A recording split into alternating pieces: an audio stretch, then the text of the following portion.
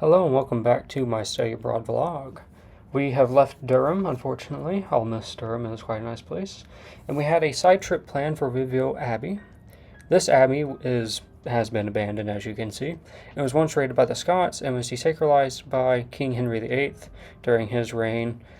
At one point, this abbey housed about 500 monks, and these are just the remains of it. We had fun exploring and taking photos, eating our lunch, and enjoying the voices from the past, as it were.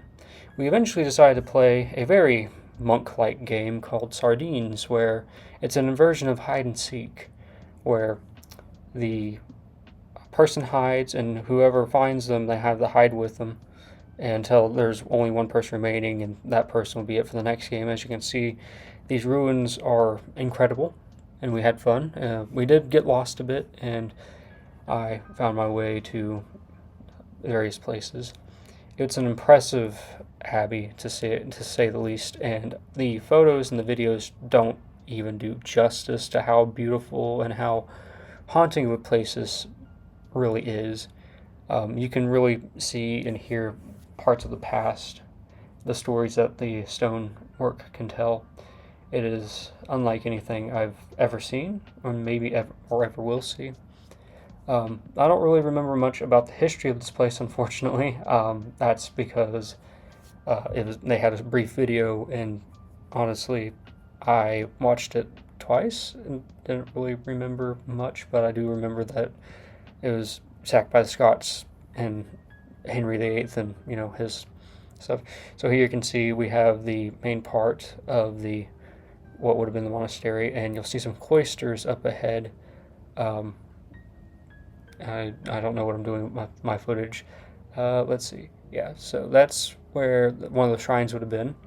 That's part of the cloister area over there. A lot of these areas right here would have been like rooms and kitchens and things along those lines. And this is the main area where the nave would have been, and parts of that. And I liked what this sign said. It said, "Beware, you will hear voices from the past." Behind me over there would have been where the graves were. So yeah, you can see it says nave here. It was incredible. There are still some photos I'm waiting to receive from other people, but as we got closer, you could see where the altars would have been. You could see where, just how high up everything is, and it's impressive that this is still standing to this day. And then here is parts of the museum. I highly encourage you, if you're close to the United Kingdom or anywhere along those lines, if you have an interest in this type of history, definitely go. It is worth your money. It is worth the trip. It's worth the experience. This is just things that they excavated from the site, put it in the museum where they would have been held, and as you can see, that area is where the video was. So yeah, this place was really cool. And then here's just some photos I took while we were there. Again, photos just don't capture the immense beauty of this place. Of course, I have a few where I'm being a bit silly. They were doing some work here, trying to maintain it, and here we are taking a selfie. And then here is closer to the altar. And then here I am again, posing, being imposing, of course. Here I am with Willem. We took a funny selfie again. And then this is just us looking out towards the museum, which was behind in those trees. Is quite beautiful. And then here's some tile work that we found that's still there. And then here is parts of the stained glass window. This is our room in York. Bathroom right there. It's an upgrade. And welcome to York. York was quite a lovely city. I very much enjoyed York, and here's some pictures of the minister, and we see her late Majesty Queen Elizabeth portrayed there. It was just recently consecrated. The reason why York Minster is called Minster is because it was established during the Anglo-Saxons. It actually has a Norman chapel and was used as a missionary teaching cathedral, so that's kind of why it's called Minster, not cathedral. So here we just see, that's where we ate that evening, was a hole in the wall, is quite nice, but the photo earlier was just of one of the alleys. We went through the York City Gardens in order to go to Clifford's Tower, which is where a very famous incident happened in York. But let's enjoy the beauty of the gardens before I get into the gruesome details of history. As you can see, the garden is it's immense and alive with beauty and wonder. Truly, a poet could be inspired by seeing the flowers that have been tended to, and seeing the immense beauty that the light reflects upon the green, making it even greener. I was mesmerized by the beauty of the garden and truly wish that I had one of my own. As you can see, the flowers are just in full bloom. It's so pretty. It was so pretty. Anyway, Clifford's Tower is where a bunch of Jews died in a fire. It's quite tragic, but it's very beautiful. They restored it, of course, they rebuilt it, and they're currently doing some restoration on it right now because part of it's leaning. But we got to go up there and see the history of it, and the dark history and unfortunate history of it. They do have a memorial dedicated to those who were lost during that riot. It's truly one of the darker parts of York's history.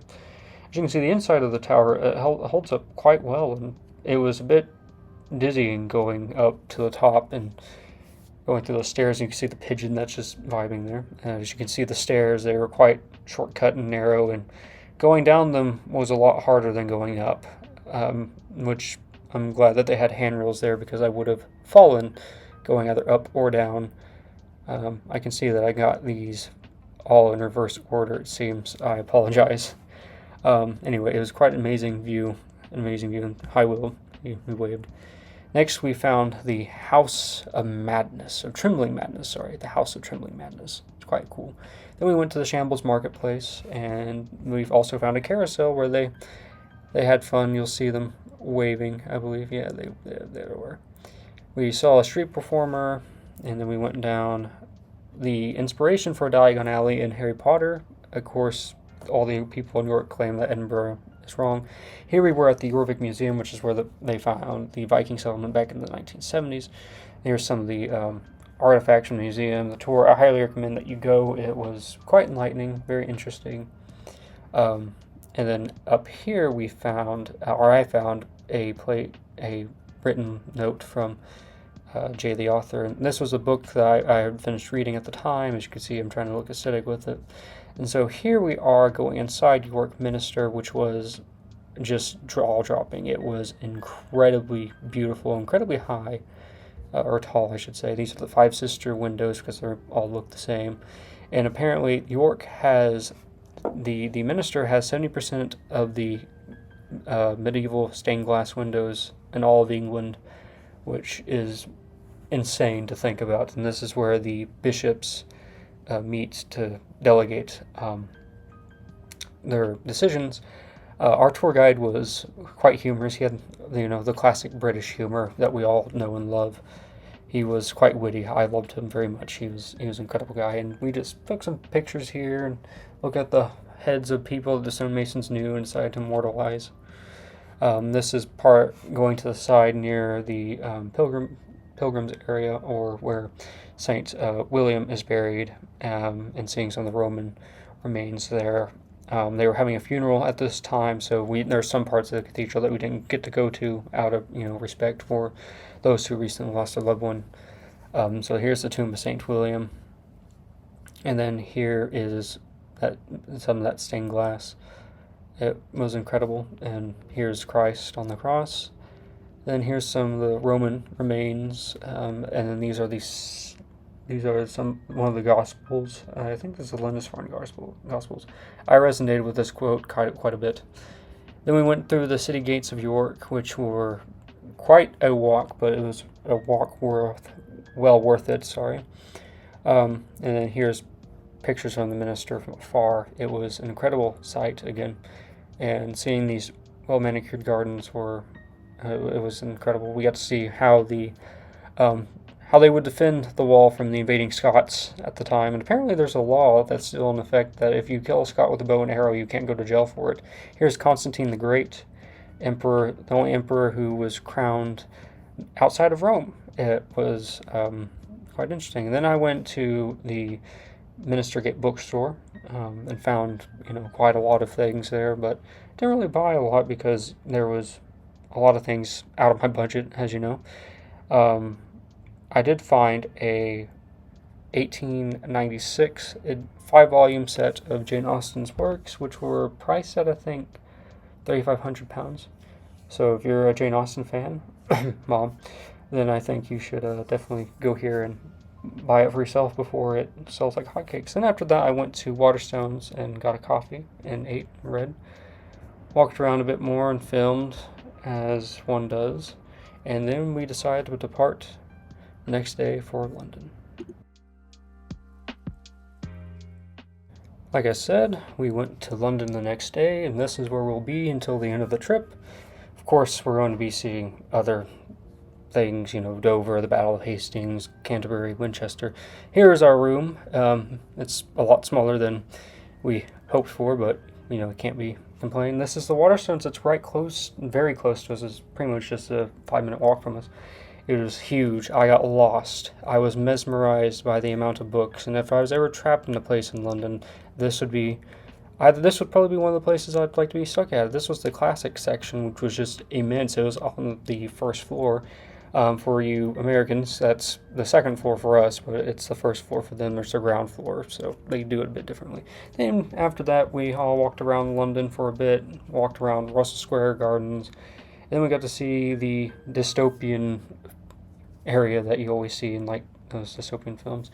Then we got to see one of the entrances to the British Museum, and we just kind of walked around a little bit more, walked towards our restaurant. We were dressed up a little bit nice.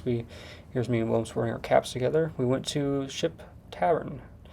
I had a nice wine, and then I had a cheeseburger, and then Kai and I decided to go to another Waterstones just to go check it out. Walked around.